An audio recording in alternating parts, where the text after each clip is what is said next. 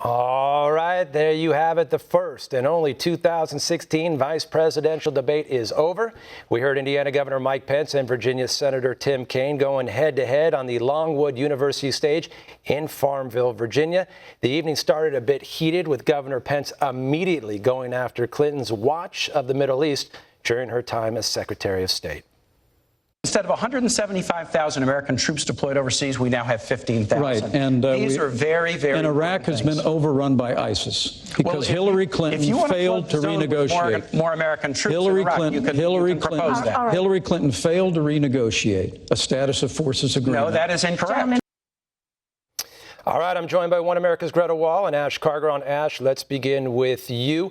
This is a topic where Tim Kaine had to defend his running mate's history and President Obama's history since she was his Secretary of State. How did he do? Well, Tim Kaine basically did what Hillary Clinton has been saying this whole time, and that is that she had a part in killing Osama bin Laden, who President Obama and Hillary Clinton and his entire administration as a whole has said that's a huge point in, defeating terrorism across the country and in the entire world around the globe, because Osama bin Laden was the leader of Al-Qaeda, the leader of the attacks on 9/11.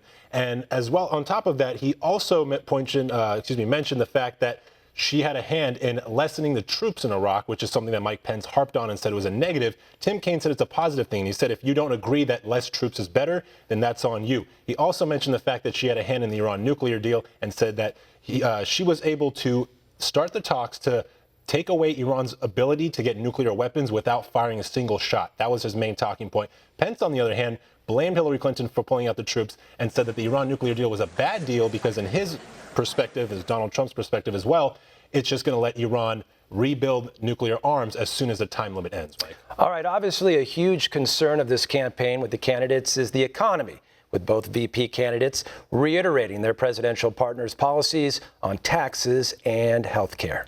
Hillary Clinton and Tim Kaine want more of the same. It really is remarkable that they actually are advocating $1 trillion in tax increases, which I get that. You tried to raise taxes here in Virginia and were unsuccessful. But $1 trillion in tax increases, more regulation, more of the same war on coal, and more of Obamacare that now even former President Bill Clinton calls Obamacare a crazy plan. But Hillary Clinton and Tim Kaine want to build on Obamacare. They want to expand it into a single-payer program. All right, we want to bring back in Ash and Greta. Greta, Mike Pence said that the Clinton-Kaine ticket is just more of the same. How did Kaine respond?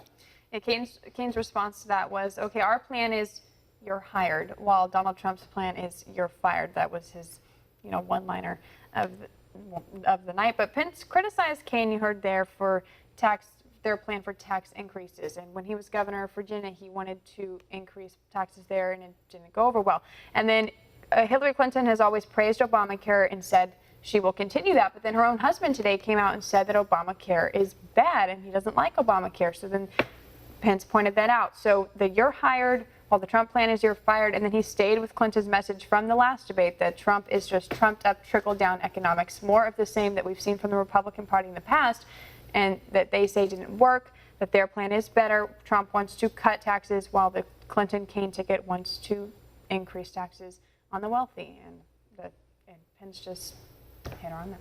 All right, and with the recent shootings across America, law enforcement and race relations weighing very heavily and on the hearts and minds of many Americans throughout our country and throughout the world. Both Pence and Kaine addressed this very hot topic in a heated back and forth discussion.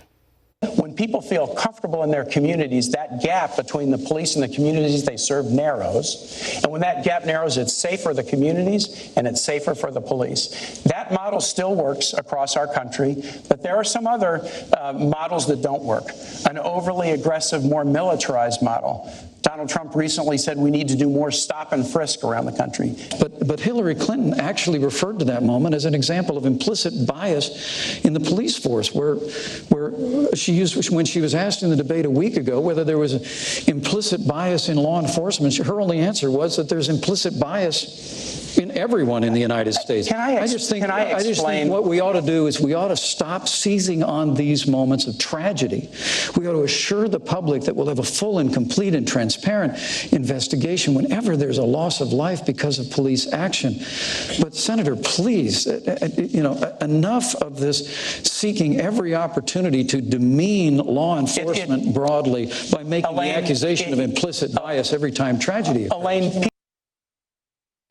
Ash, how did both candidates agree or disagree on this very, very hot topic? So this topic is something that both candidates and both parties are going to disagree on, fiercely, because on one hand, you have a party who believes that there is an inherent bias in police unions and police officers and police training, while the other party believes that it's actually inner city violence that's causing these, police shootings. And on top of that, Tim Kaine mentioned that he is pro-Second Amendment, but at the same time, he and Hillary Clinton want to shore up background checks for gun buyers to ensure that something like the Virginia Tech shooting, which happened in his home state, does not happen again.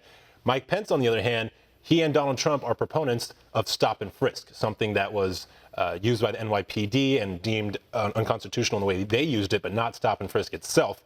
And that's something that Tim Kaine and Hillary Clinton are completely against, and the Democratic Party itself is completely against stop and frisk as a whole. On top of that, he wants to make sure that every shooting that happens is not something that's because of race and something that's not because police are inherently bad. He wants to make sure that his message is it's the violence in the inner cities that's causing these police shootings to happen, and he wants to end the violence there and prevent them from having guns before going to police departments and police unions and police officers themselves and how they are, quote unquote, inherently bad. Who do you think hammered home that point even hardest this evening? I believe it was Tim Kaine. He kind of ensured that he kind of had his point that he is pro-Second Amendment. He doesn't want to take guns away from anybody, but he wants to prevent people who shouldn't have guns from getting guns. Mike Pence, on the other hand, he didn't really have a chance to defend the stop and frisk policy. Donald Trump is a proponent of stop and frisk. He himself hasn't really mentioned stop and frisk too much, but he didn't have a chance to defend that policy himself. But Mike Pence did say that he is an advocate of police reform, and he's done that in his own state of Indiana because he does believe that is important to improve the relationship between the community and the police, or the police and the community. He's in favor of, improving relations between police officers and the communities they serve, but he's not really he doesn't believe in the idea that the police officers themselves and the training that they go through is racist or bad or anything like that, which is what Hillary Clinton and Tim Kaine have mentioned. And let's make no mistake, many law enforcements across the nation are getting behind the Trump campaign right now. Law and order candidate. All right, let's move into immigration right now. A huge focal point during the 2016 campaign has been immigration and building that southern wall. Mike Pence once again hammered home Trump's plan if elected president. And Donald Trump has said it, deportation force. They want to go house to house, school to school, business to business, and kick out 16 million people. And I cannot believe that Governor Pence would sit here and defend his running mate's claim that we should create a deportation force so that they'll all be gone. Senator, we have a deportation force. It's called Immigrations and Customs Enforcement. And the Union for Immigrations and Customs Enforcement, for the first time in their history, endorsed Donald Trump to be the next president of the United States. So you like the 16? All right, Greta, Tim Kaine criticized Trump's plan for a deportation force, while Pence says that's already in place with immigrations and customs enforcement. How are the two camps' illegal immigration plans? How do they differ?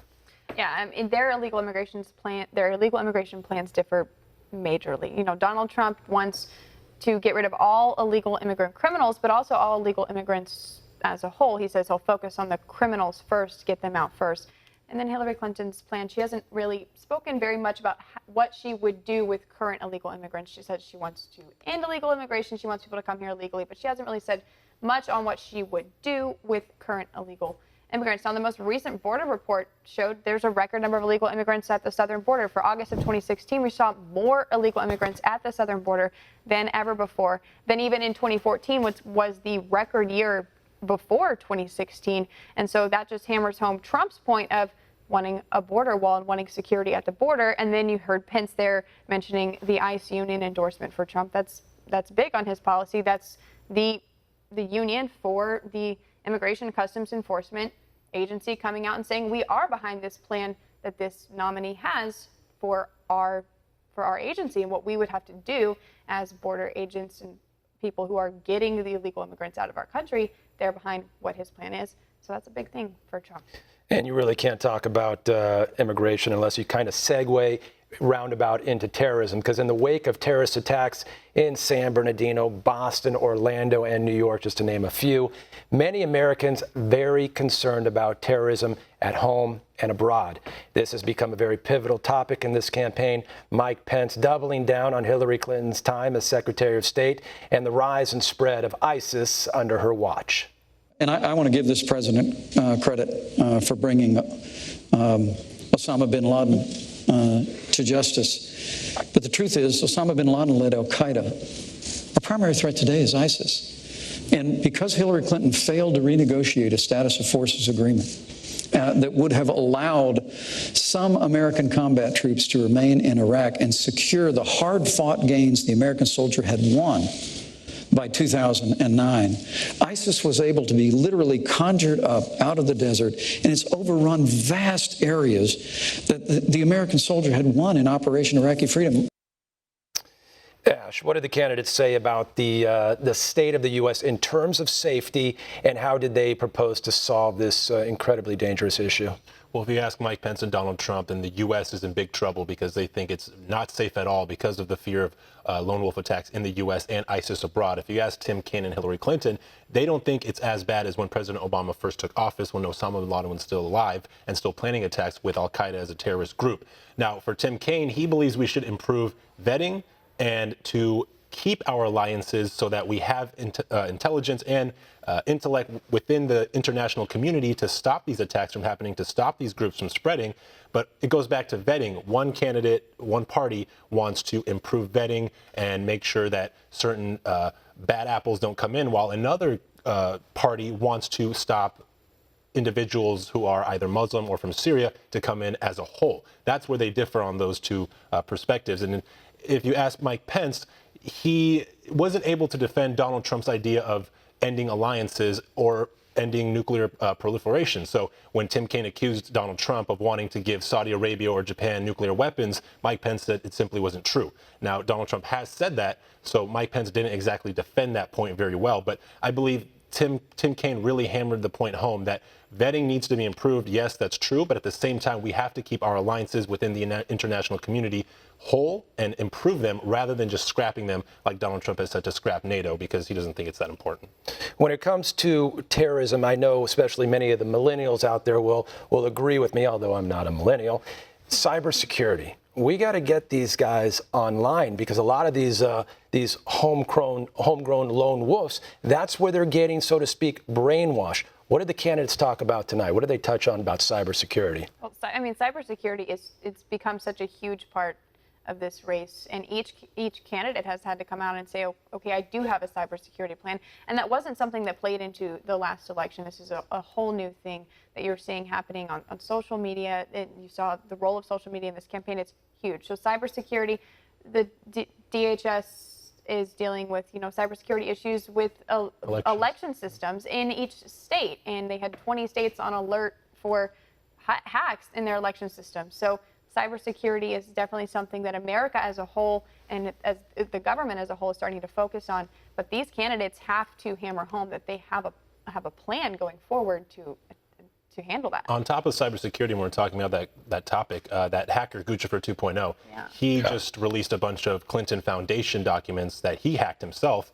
And it goes back to the foundation and their ties to terrorist nations or to foreign nations that support terrorism or have terrorism in them. So that's kind of another angle to look at it, as Hillary Clinton wants to continue alliances, but at the same time she's had alliances that may not be the what's the best word, safest to say the least. And so I think Donald Trump and Mike Pence are kind of pointing that out as well, that the Clinton Foundation and the Clinton family have ties to these nations like Saudi Arabia that have bad apples and that have terrorist attacks that take place in them. So cybersecurity also goes back to that point as well. And cybersecurity goes back to the point of, okay, well, is Hillary Clinton the right one to talk about cybersecurity when she made the decision to have an email server in her house that wasn't secure? So is she the right one? It's also interesting to note that topic wasn't really touched today. They didn't really talk about her emails or her email server in the scandal. A little bit, and we'll get to that in just a second. But I want to piggyback off the email, into WikiLeaks and Julian Assange. We all know that he is supposed to release some information that's supposed to be a deal breaker, so to speak, in this campaign. Any idea what's going to come out in those leaks when and if he does release them? My guess is that it goes back to the Clinton Foundation and things that they've done and shady dealings that they've had in the past. I think he's been waiting to release those. As far as is it going to make a difference or is it going to be that big of a release, we're going to have to wait and see. But I think that's what it's going to go back to, their ties with foreign nations. Yeah, definitely. Clinton. All right, well, you guys touched just a second ago on the email. Let's talk about the email. You knew at some point the candidates' alleged scandals would be brought up, and Governor Mike Pence was more than happy to discuss Hillary Clinton's email scandal. It's important in this moment to remember that Hillary Clinton had a private server in her home that had classified information on it about drone strikes. Emails from the President of the United States of America were on there. Her private server was subject to being hacked by foreign powers. I'd like to ask you about Syria, we could put cybersecurity first if we just make sure the next Secretary of State doesn't have a investigation. All right, Greta, how much do you think this email scandal will weigh on the minds of voters when they hit the polls in November? I think this email scandal still matters just as much as it did before. There's still 33,000 emails out there that the American voters haven't seen. And going back to what we were talking about with cybersecurity, is she the right person to handle cybersecurity when she says that she couldn't remember her training because she had a concussion, so she had a private email server in her home, and just all of these things where she has all those excuses for, okay, this is why I had this private email server in my home where I had classified information on a non-secure server. Well, if she can make excuses for that, is she the right person to handle cybersecurity as president in the White House? And I think it will definitely matter for voters going forward. It has not gone away at all. I think her biggest faux pas with this entire scandal itself is making it seem like it's not that big of a deal and trying to downplay it from what it really is in the mind of voters. Even though the FBI director said, okay, no prosecutor would take this case, he did not say that she did nothing wrong. If you really listen to what the FBI director, what James Comey said when he came out with that press conference that day on their decision, he drug her through the mud and said she did all of these things wrong. Yes, I'm not going to say that she did nothing wrong, but technically there's not a criminal case here, but she definitely did not handle this right. It comes down to legality. You know, while she didn't do anything wrong legally per se, the way she did it was not the smartest way to do it. And that goes back to, is that who you want as your commander in chief? Someone who takes something that is seen as such a big issue and just tries to downplay it and say, oh, she might have made a little mistake here and there, but she didn't really do anything wrong. Instead of coming out and saying, I made a mistake and I need to make up for it, she kind of just tried to downplay it and make it seem like it wasn't that big of a deal. And before I continue this topic, I'm looking online right here. Both Hillary Clinton and Donald Trump right now online praising the performance of both their fellow partners here, saying Tim Kaine and Mike Pence did an outstanding job. But I want to piggyback off Hillary Clinton here, and actually I want to get to Ash. What would you say about Tim Kaine's preparation for the debate, and did he help out his running mate tonight?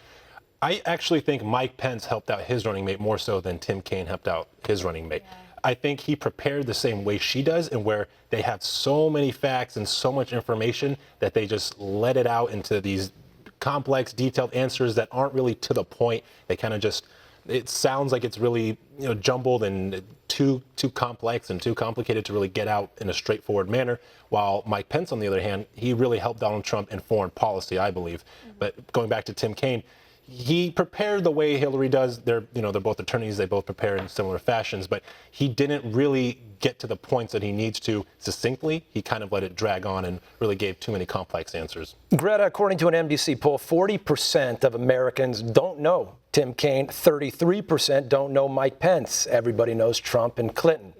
Did that change tonight? I think that changed. I think Americans wanted to tune in tonight and say, oh, I don't know who these guys are. They say, okay, I'm going to vote for Trump, but I don't know who Mike Pence is. And I'm going to vote for Clinton, and I don't know who Tim Kaine is. So I need to watch this debate and figure out who these people are that I might be putting in the White House when it comes to Election Day. So I think that number decreased tonight. Now people know who they are. It's pretty crazy to me that that's the number when both of these people spoke at the major conventions this year. But I think they did a good job on tonight's showing, okay, here are my policies and why I agree and why I align well with my running mate, why I was picked to run with my running mate, and, hammer it home for the American people why they were the right choice for each ticket. I think this is something that we also touched on during the conventions when Mike Pence was speaking at the Republican convention. Conservatives love Mike Pence. Yeah. The conservatives that don't support Donald Trump love Mike Pence because he gives the conservative message very clearly and very succinctly, unlike Donald Trump at times. And I think that he really, shined tonight, just like he did at the convention, in the eyes and the minds of conservatives, because he really relays that message a lot more clearly than Donald Trump does at times. Yeah, he pulls in the traditional conservatives who might not necessarily be behind Donald Trump because he might be a little too out there for them. Mike Pence pulls them back in and says, no, he is a conservative, and he is going to do what the Conservative Party wants him to do.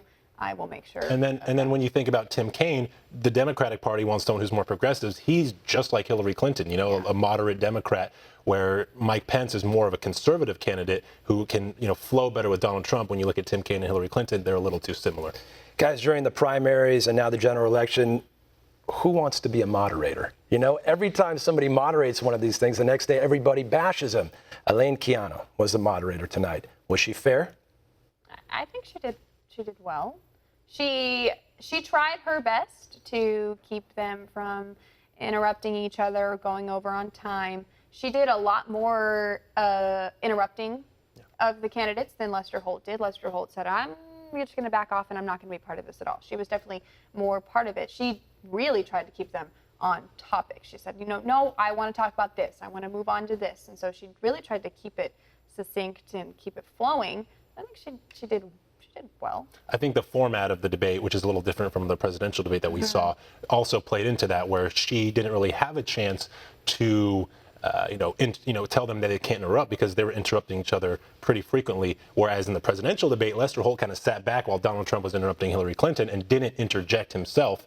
She did a better job of, even though she didn't have to, she kind of kept them on topic and made sure that they answered the questions that they were supposed to answer. Yeah, you heard her multiple times in the background. Governor, your 2 minutes are up. Senator, your 2 minutes are up. Oh, no, it's the senator's turn. So she did her best to moderate. She didn't fact check. She didn't implement any of her own opinions, but she did her best to keep it flowing. And she has really, in preparation for this, she has kept herself super impartial. She's been off Twitter since the day CBS announced that she would be the moderator for this. So she hasn't posted a tweet since September 1st, trying to keep herself very impartial as she goes into moderating. Speaking of tweets, we were planning on updating Trump's tweets throughout the night, but he was kind of retweeting. He was just doing a lot of retweeting. He was just focused on that debate. He's like, I'm going to put down the social media for right now, and I'm going to concentrate on my VP pick. Guys, how important was this VP debate? I think it was very important, especially for the candidates.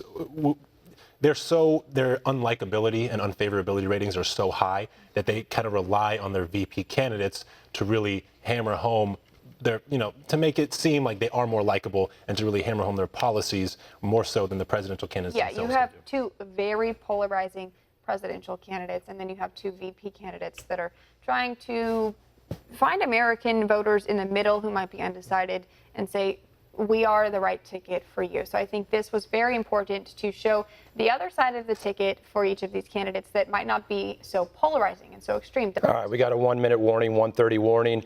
Trump, Clinton, part 2, Sunday. What does Trump need to do on Sunday to come out ahead? Well, it's going to go back to what they've been asking of Trump the whole time, which is to seem and sound and act more presidential. Is he able to do it?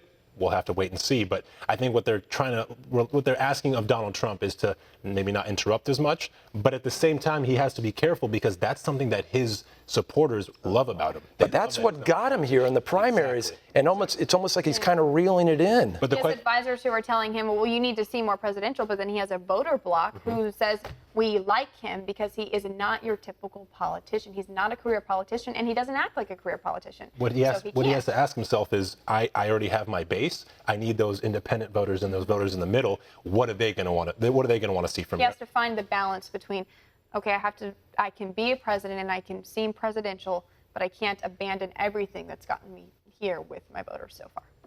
Ash Kargaran, Greta Wall, great job as always.